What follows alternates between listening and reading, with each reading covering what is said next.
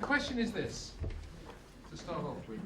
Why? And I'd like you to spend just a minute or so making a few little notes. If you have handouts, books, little notebook. Why do we do it? Why do you do it? What do you hope to get out of self-evaluation is the first question. This is going to be a bit of a gallop, so I'm only going to give you 1 minute, starting from now. Write down why you do it. To you, talk to them about why you do it in your school. You've got 45 seconds each to tell each other why you do it. The classic quotes of a training session I went to many years ago with the definition of a good school. It wasn't in DSIB speak, I'm afraid, but the definition of a good school was an improving school. No matter how good you are, no matter what you've got to do, if you're not improving, you're not good. And I think that holds true today as it did 20, 30 years ago. But at the base of it, what drives school improvement? And it's got to be learning. If you are not driving learning, then you're not improving the school. And in these challenging days where teaching has become so much more complex than it was those 20 or 30 years ago, you have to do this as well.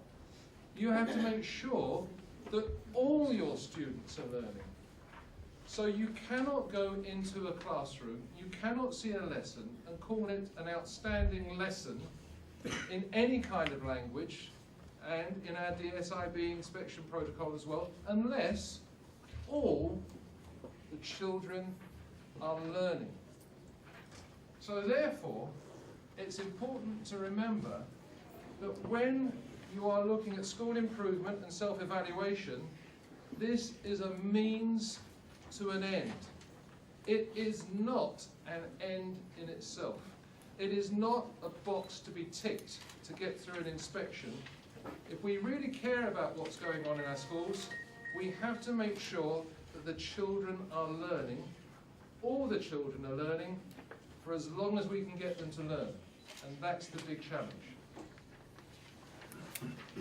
So that's the why, that's the quick bit. But the when. And if you look in your DSIB handbook, which I have to say, in my view, is one of the best short handbooks to school inspection that I have come across. It's succinct, it's clear, it's got good and useful definitions. You'll see this. The idea of plan, do, review as part of a self-evaluation and school improvement cycle. And I think that's just fine. Until about 5 years ago, that's how I thought. September, October, by November, if you haven't taken it to your board then and said, we need this cash, they're not going to give it to you. And they will have to wait, then you'll have to wait to the following year. So I'd just like to add that very practical point about financial planning and budgeting. If it's got a financial implication, you will need to start thinking that all the time. And with this model, you are starting to introduce to your boards gently, like a tap dripping water through the year. I think we need to do this, I think we need to do that. Get them thinking about it, and then getting your staff, of course, to think about it concurrently, overlapping. You're planning and doing reviewing all through the year. There will be some parts of the year, of course, in which you're doing more of one thing than the other. And I think it's inevitable that April, May, you will be really getting very serious about what you've done for your self-evaluation. But what we find ourselves doing at JBS is looking at the notes that we've been making through the course of the year. I used to go in our self-evaluation meetings in roundabout May saying, okay, what have we done? And we start to brainstorm from point one. It's not good enough anymore, and you can't begin to do the things that you need to think about if you think like that. So you've got to start thinking, well, you've got to think all the year round about what you want to be saying when you come down to sit down more formally and you're looking at the review of what you've tried to do. So, Michael Fullan, probably, I think, the most important educational thinker of modern times, Canadian, writes good, practical common sense, writes good theories, and there's nothing so practical as a good theory, and Michael Fullan writes them. In The New Meaning of Educational Change, which was the retake on a book that he wrote about 20 years before that, which is called The Meaning of Educational Change, he comes up with this dictum, which I think is absolutely vital to understanding the process of improvement, planning, and change in the school, in any institution. But change is a process, not an event. It happens over time. It doesn't happen, bang, you're done, you're finished, you're implemented, you're gone. It doesn't happen like that. It's a process that's drawn out, that's frustrating, and in the end, has to be recognised for what it is. So if we adapt that to the self-evaluation, I think we've got something that is a better take on what is actually happening in effective self-evaluation for school improvement, which again is linked to better learning. We've got a name for our school improvement plan at JBS, and I recommend this. If you've got a school improvement plan, give it a name. Don't just call it school improvement plan, give it a name. And we call our school improvement plan Only Connect. That phrase has actually become used more and more just recently, but it was originally the frontispiece of E.M. Forster's book, Howard's End, and that's all it says, Only Connect. And it puzzled me for many years until I reread Howard's End about 10 years ago, and it made sense. Because as you write things down, as you think about them, as you start doing things in the classroom or talking about things with your teachers, you will start making connections with this, this, this, and this. If you do that, that will happen. If you don't do that, this will happen. So the idea of connecting, which I think is fundamentally linked to the idea of inquiry learning as well, and teaching is a form of inquiry learning in my view, I think it makes sense. So you have got to put yourself into a situation where you think of things that will enable you to connect to the other things that need to be done. But give your plan a name. So, quick, simple tips for getting started. You can evaluate virtually anything in an organisation. And if you try to do everything, I'm not sure that you will succeed. Old-fashioned, I carry an ordinary notebook. Lots of people have an e-notebook or an iPad or whatever. The kids are teaching me how to take notes properly from a tablet. We looked at the principle of note-taking and how we organised to get access to our notes later on. And then one of the kids came up to me in a lesson, after about 2 or 3 months, he said, "Is this the kind of thing you mean in e-format?" I said, "That's exactly the kind of thing I mean in e-format." So I think the idea of old-fashioned ideas being translated into an e-format, that's just one very quick example, because he'd taken the principle, you've got to get access to your notes to make use of them. And he'd set out an access route within his tablet that enabled him to take notes very quickly, organise them, put them to one side, go back and open them up, just like that later on. So a notebook, if this is a process, you never know when the ideas are going to come to you. They come to you and you can't help it. Always be ready to write it down. This next thing is also connected to the idea of connection. You will start making connections to the kind of things that you can't help but note down. And those connections become categories for action. It might be anything. It might be to do with the classroom, it might be to do with staff development, or as I was sitting in this morning with the partners presentation, I've been trying to work out a way of how we're going to take our extracurricular activities forward. We need to very badly. Suddenly, some of the things that those guys were saying in that session made sense to me in a totally different way. And I started making a few notes as they were doing it. Not word for word what they were writing down, but connecting and categorising with some ideas that we've already had and we've started to develop. So develop categories for what you want to be evaluated. And write down your ideas within your categories as and when you have them. It's a process, not an event. But the difficult thing in schools, and it's profoundly connected, I think, with what was being said in that debate this morning, is it top down or bottom up? Top down, I can have ideas, I can tell the staff this is what I want to happen, but somehow it lacks vigour, somehow it lacks belief and connection. However, as the debaters were saying, you need that direction and you need to get that unity and uniformity. It's a fundamental problem of leadership that's been talked about and written about since people started talking and thinking about leadership. So, I think from my perspective, and we're at a certain stage at JBS, which is only 2.5 years old, we are probably more top-down than bottom-up at the moment, but we're looking for that point in time where, and we're getting there, where it's going to change, because we're all starting to talk the same language, and we're all starting to think about the same thing, and the debates that we're starting to have do not take us fundamentally away from our purpose.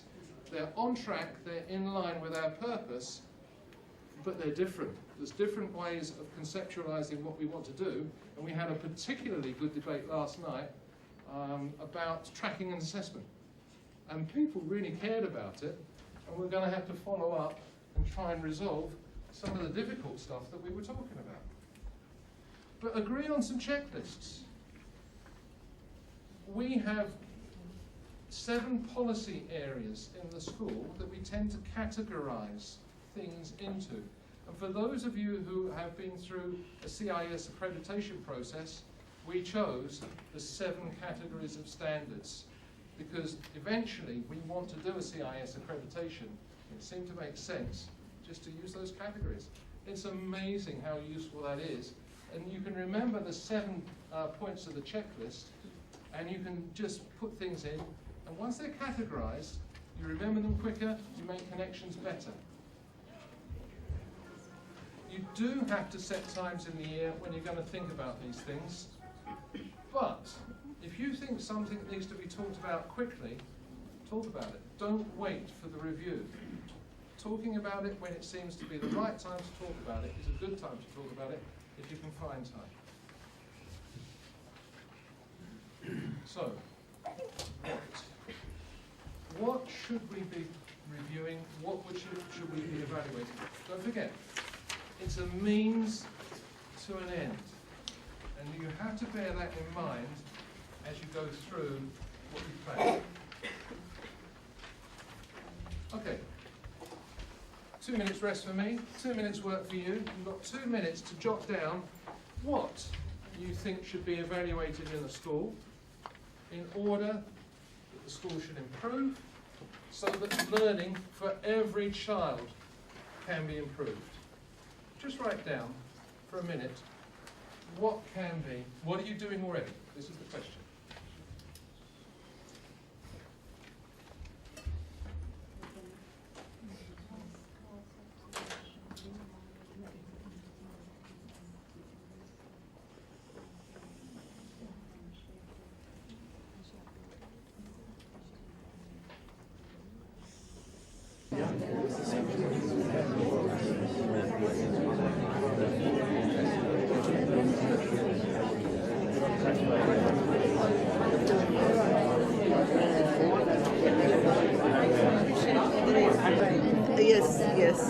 So IBT is international. Yes, in math and in English. Okay, so that should be enough. And do you benchmark your kids against international norms? And where do you see your kids? Ranking. So What you've written down, the most important thing that you think your school is evaluating right now, the most important thing that you feel really passionate about. If we didn't do this, we couldn't become the kind of school we want to be.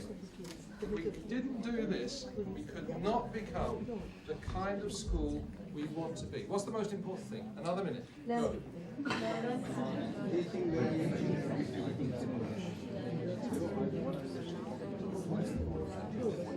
People are saying it in unison. Teaching, learning and assessment. Interesting. Interesting. So we've got teaching. Would anyone like to say why you think teaching, learning and assessment is so important? Anyone, please? It is the center of teachers' ability to motivate the students to learn, ensure that learning is happening in the classroom, facilitate that everything goes around it. Are we doing our best to help the children learn? It's got to be one of the most important things we do, isn't it? Has anyone got any other ideas about the most important thing that you are doing right now in your school so that learning is facilitated? Anything? We're looking at teaching all students, so differentiation is our key area that we're really exploiting, that we're targeting everybody. Differentiation is the biggest problem I have at the moment in getting teachers from good to outstanding. If we could get a greater percentage of our lessons to be outstanding, at the moment we're stuck at about 12%. We've got about 54% of our lessons that are good. We've got about 12% which are outstanding that we observe. And so we need to get a greater proportion of those good lessons to become outstanding. And then we really impress the inspectors. They've got a better chance of going into one of those lessons that's outstanding, which I suppose we want to do as well. But it's for the learning that we really want to do this. I think differentiation is evaluating how well we do it and evaluating what we've got to do to change it. Here's a few ideas. See if you've got similar things. We evaluate the strategic plan. We have to set our objectives, and we have a 3-year rolling program, and at the end of the year drops off and we add another year on. We want to see how well we've done in the course of the year in meeting those objectives. Many of them are directly learning focused. Our biggest category, our policy area, is Area B, which is teaching and learning. And our biggest number of objectives for this year is in that category. And I have to give feedback to my board as to how well we are achieving the objectives that they agreed with me to implement in the strategic plan. Teaching for effective learning. This is what you were talking about. I think this is an important aspect of performance management, appraisal, call it what you will, and to have a learning-focused appraisal system, performance management system, which looks at how well that teacher is focusing on how effectively these guys learn, is one of the most important things I think we do in the school. QI 3.1, we all know it. Trends in student attainment. We have to do this, it's expected, but I think a plea, don't do it because the inspectors want it, do it because you want to improve learning. And I think the capacity to organise quantitative data has exploded over the last 10 or 15 years, and to find a way of organising it, gathering it, and using it. We're pretty good at gathering it, we're pretty good at organising it. Now we're reaching that point where, how do we use it most effectively? So you've got to go through those 3 stages. We're starting to be able to do it, and we're starting to see an effect, and it's starting to move towards a bigger change. We've been going for 2 years, we've been pointing in the same direction. It's starting to happen. I'll come back to those small incremental changes a little bit later on. And more importantly than attainment, trends in student progress. Traditionally, we look at summative results, and we get buoyed up when we see, A star to C, whatever it is, 95%, 100% pass at A level, fantastic. But we're talking about the learning of all our students. At JBS, we've got a large number of students who are EAL, and some of them hardly spoke any English when they came to the school 6 months ago, 12 months ago, 18 months ago. I mean, really, hardly any English at all. Those guys took objective tests when they arrived. Those guys were being assessed summatively as well on the way through. And you can imagine how they did. They didn't understand the papers. They didn't understand what was going on. When we looked at the attainment results as a result, you start getting really, really depressed. When you've got an inspection that you know is going to happen in about 2 months' time, because that's when it has to happen, you think, oh my goodness, they're going to look at this, and they're going to say, this is a low-achieving school. But if you take the DSIB definition of progress, that it's the increase in learning between 2 specific points, and you decide what those points are, and you start measuring what happens between those 2 points, a completely different picture emerges. I have a grade 4 class at the moment. There's 60 kids in the grade, and when we tracked their progress, or when we tracked their attainment, January 2012, we classified the overall achievement in DSIB terms as well below expected standards. By June, they were below expected standards. If you looked at June in isolation, you'd still get depressed. But when you looked at what they'd done between January and June, and you looked at the breakdown and the achievement of the cohort, it was phenomenal progress.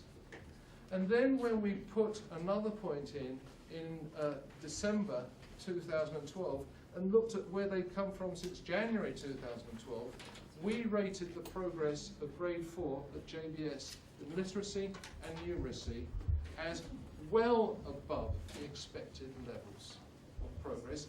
And yet, in DSIB terms for attainment, they were now at the expected level. The majority, well, they were most of them were at the expected level. And so, in DSIB terms, the attainment level of that grade was acceptable. But, in DSIB terms in progress, it was outstanding. And we suddenly breathed out and thought, we know we're doing something right, but now the stats seem to be pointing in the right kind of direction to encourage us, apart from anything else. So look at progress, trends in student progress, and it's very important that you reach an agreement about the points that you're measuring and you do the same. So we now have 4 points during the course of the year throughout the school, and we measure progress over 1 quarter, 2 quarters, 3 quarters, and then over 2 years and 2.5 years. That kind of thing. So know what you're reporting, know the points that you're reporting against. 2 types of evidence. The quantitative data, of course, if you're looking at levels, if you're looking at marks, achievements, points, whatever, very, very valuable. You've got to get them into a format that can be fed into a program that makes sense of them. So, for national curriculum, English national curriculum, you've got the 1A, 1B, 1C, 3, all those things. You can't do it unless you convert them into pure numerical form, of course, and then you can do it, and you can plot the attainment and the progress.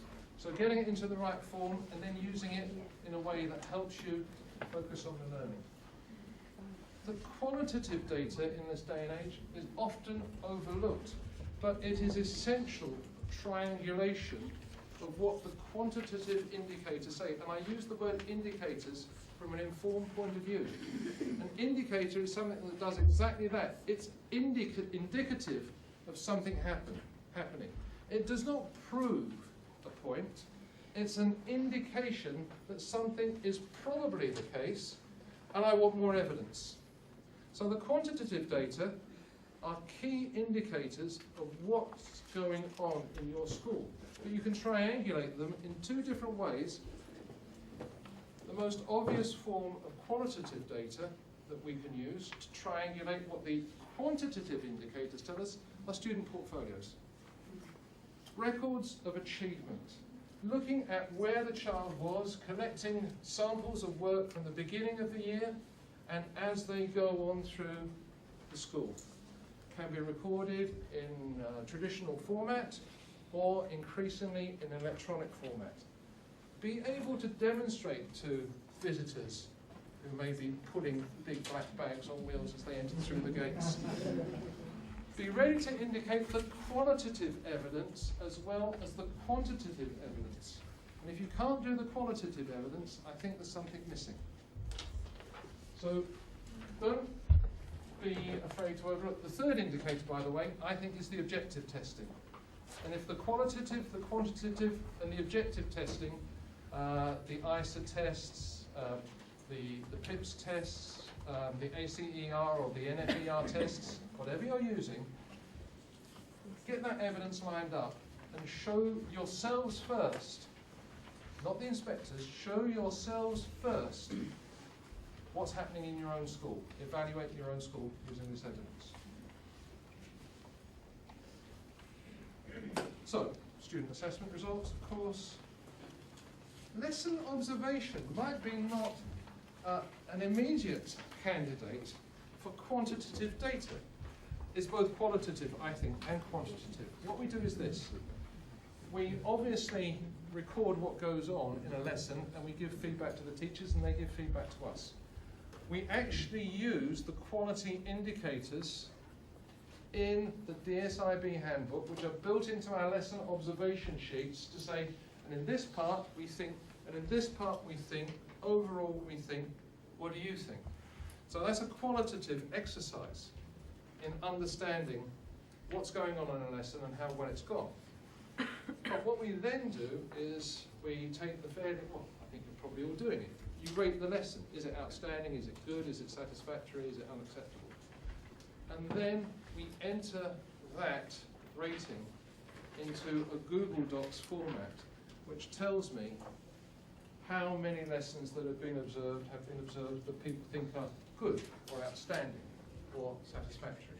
We can start pinpointing where the problems are coming by looking at the data that's analysed by our record of those lesson observations. The nice thing was that when we started comparing what we thought with what visitors thought with what the inspectors thought, we started to get a triangulation there, a moderation in effect of lesson observations. They were showing us about the same thing, which was encouraging. So you can convert that into quantitative. And then there's this, and I think the inspectors do this. They convert their 74 judgments were made about JBS last time round, and we convert each judgment into a point. 1 for unsatisfactory, 4 for outstanding, and all points between. Okay. It's terrifically discouraging to know that your school is improving and that you still get acceptable, or you still get good. And you need to find a way of tracking, if your own sanity is nothing else, that you are improving. And when you do a GPA of all the different sections, 1 through 6, especially QIs 1.1 and 1.2 and 3.1, we've seen a rise in our grade point average for those sections that is encouraging. We set ourselves targets. We set ourselves a really unreal target this year of 3.5 overall, which we didn't get. But when we did that self-evaluation, we came in at 3.1 overall. And the inspectors, when we broke it all down, it was just below where I wanted it. It was 2.99. So I've given myself a 3, given the school a 3. And it's a way of showing where you are in any point of time and to show an indicator of the progress that the school is making. Because otherwise it's difficult to explain. It helps you pinpoint, we're improving in this area, we're improving in this area. We've slipped back a little bit here. We've gone forward here. You heard what he said this morning about being realistic. This helps you be sharp and be realistic as well. So, that's how we use it.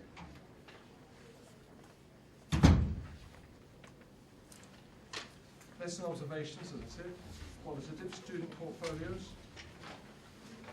When you assess your strategic plan against your objectives, it tends to be a qualitative exercise, although there will be aspects of quantitative evaluation as well.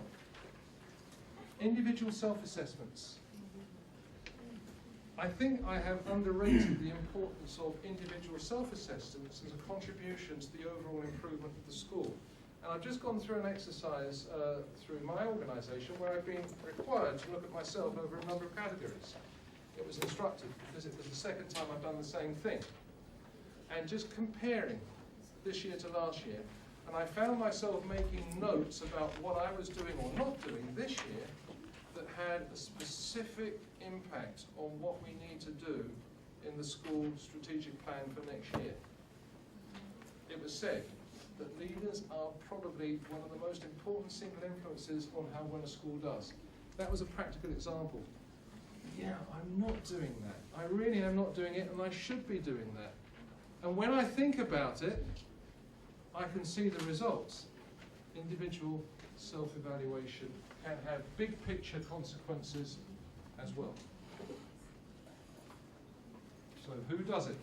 Well, by the time I got to this slide, I thought I'm going to have no time to say anything much more, so I've summarised it like this. Who leads what aspect of self-evaluation? And the people we haven't talked about so far are the students' own self-evaluations. I'm going to jump right to here and say, in good schools, in outstanding schools, students know where they are in their learning. You can go up to a student and you can say, what have you learned? Tell me what you understand by this. How have you improved since last time? And they should be able to give you good, coherent answers. They should also know what's coming next. They should know what they have to do to get to the next level of learning. And in a really outstanding school, all the kids can do this. And I would say, if I'm going to emphasize any one thing here, it's the student self-evaluation. We're not there yet. I've been in schools where I could go into a school and just say, okay, tell me all about it. And they did. And top to bottom, the school, from grade 1 through grade 12, they knew where they were going. The teachers were all agreed about what they had to do, and they were all agreed that the children had to know where they were in their learning. Reporting self-evaluation makes us accountable. So ultimately, you're going to be reporting to the governing body. But if it's just the principal reporting to the governing body, you've missed out on a whole pile of things, and we know we have work to do at this, on this level at our school at the moment. It starts, individual staff have to report what they are finding in their classrooms to their middle managers, their middle leaders. It makes them accountable, it makes them responsible, it leads to discussions about how schools can improve.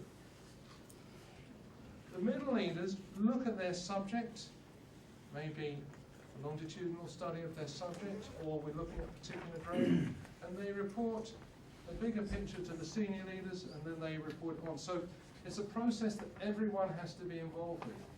Reporting self-evaluation is a process, a key process in self-evaluation itself, because as you start writing it down, you start realizing things and you start understanding things. It's like writing a child's report.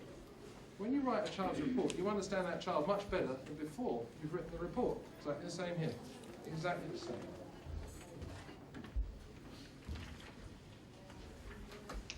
Remember, it's a means to an end.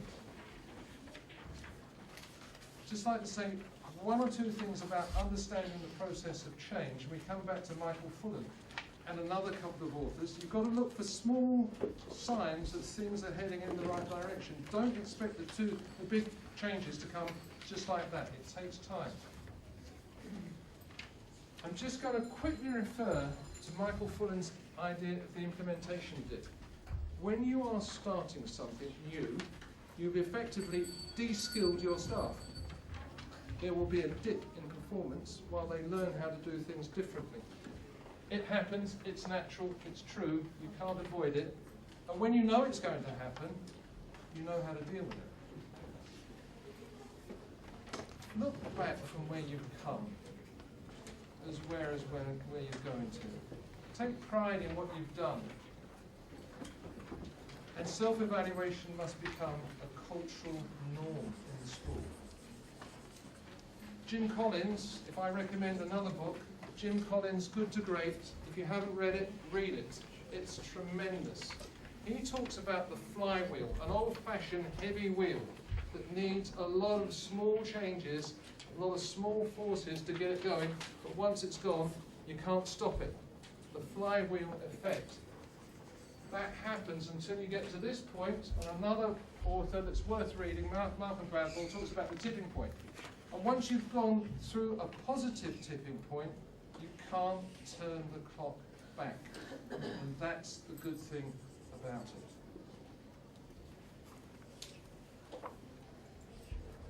I'm going to keep you for 1 minute.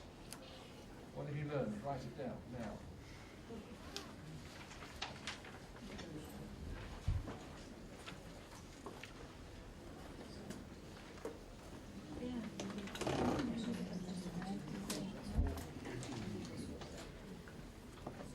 Then start categorizing what you've learned. 3 ideas that you might find really useful, either in your own understanding or what could help your school. The most important idea, if you've learned something today, try to identify the most important thing that might be useful to you. And what will you be brave enough to take back to the staff next week, the week after, and say, oh yeah, I've been to a conference. You can see their faces go. I've been to a conference. What's coming now? We've learned something. He's going to inflict it upon us. But what have you learned that you think they will say, yeah, you've got a point. Let's think about that. Okay? I'd like to thank the kids, and we'll wrap up the session. Thank you very much indeed.